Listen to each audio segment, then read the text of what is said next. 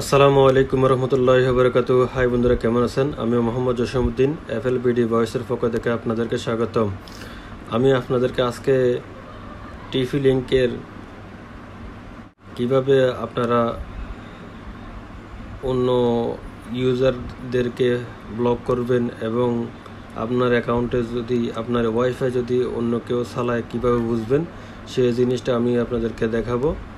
তো আপনাদেরকে বলে রাখি যে আর আপনারা যদি আমার চ্যানেলে হয়ে থাকেন তাহলে অবশ্য চ্যানেলটা সাবস্ক্রাইব করবেন, বেল আইকন চাপ দিয়ে পরবর্তী ভিডিওর জন্য আমাকে উৎসাহ প্রদান করবেন এবং লাইক কমেন্ট শেয়ার করবেন।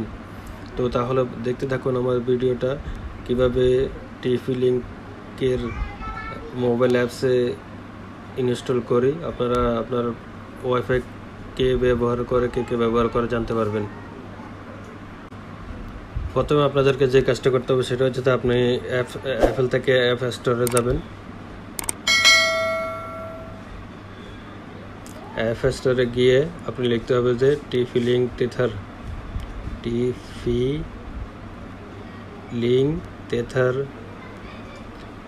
টেথার এই অ্যাপসটা ইনস্টল করবেন।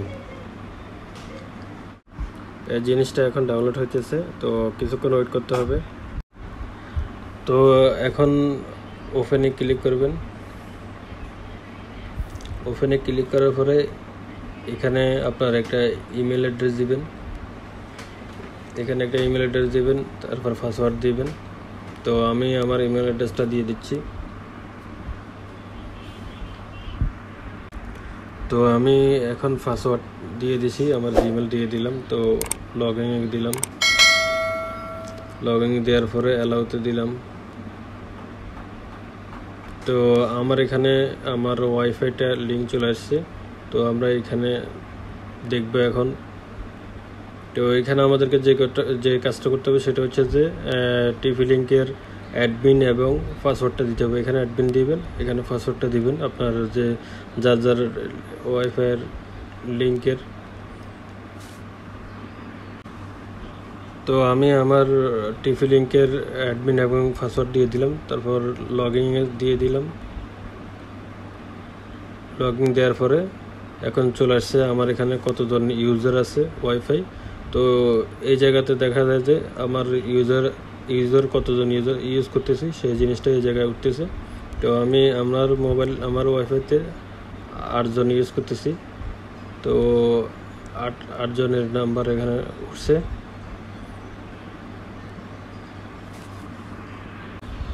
তো এখন যদি আপনার অন্য কেউ ওই কেউ ইউজার থাকে তাহলে আপনাকে যে কাজটা করতে হবে, আপনি যদি ব্লক করতে চান তাহলে আপনাকে যাকে ব্লক করবেন তার আইডিতে যাবেন। আইডিতে ঢোকার পরে এই নিচের এখানে ব্লক লেখা আছে, এখানে ব্লক করে দিবেন। ব্লক করে দেওয়ার পরে সে আর ইউজ করতে পারবে না। তো আজকে এই পর্যন্ত ভিডিওটা।